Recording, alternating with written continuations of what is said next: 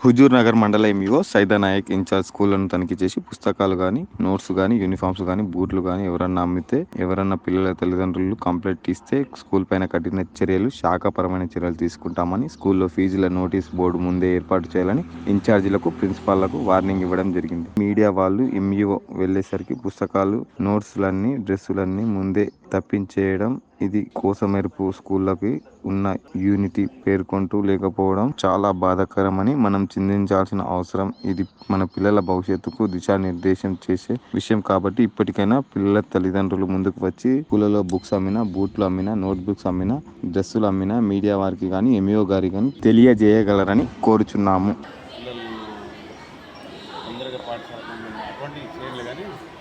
అవి చేస్తారు.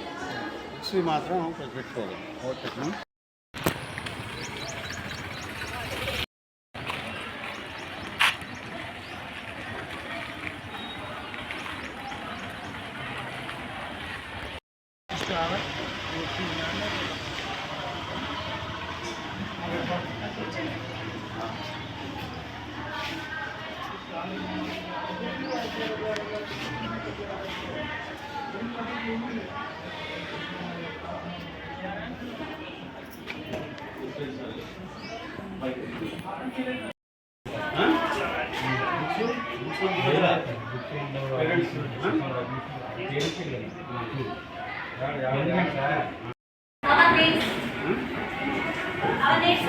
మనకి అవసరమైనవి అని అర్థం. ఓకేనా? మనకి ఏం అవసరం డైలీ లైఫ్ లో బతకడానికి ఏమేం కావాలి? పుస్తకాలు అమ్మినా, పెయింటింగ్ ఈ నిషేధం అని గవర్నమెంట్ సర్క్యులర్. అది ఏదైనా పేరెంట్ కానీ, మీడియా వాళ్ళు కానీ ఏదన్నా ఫిఫ్టీన్ చేయడం పంపిస్తే మాకు శాఖపరమైన చర్యల భాగం నోటీసులు పంపిస్తాం. బిగినింగ్ కాబట్టి చెప్తున్నాం. నిన్న మొన్నే రావాల్సిందే.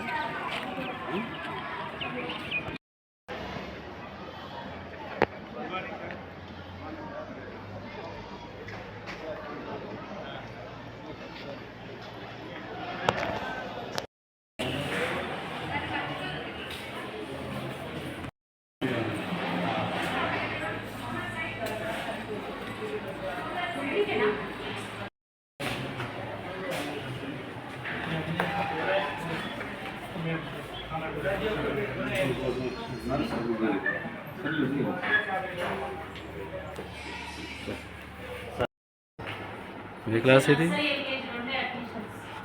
Okay madam. Okay madam.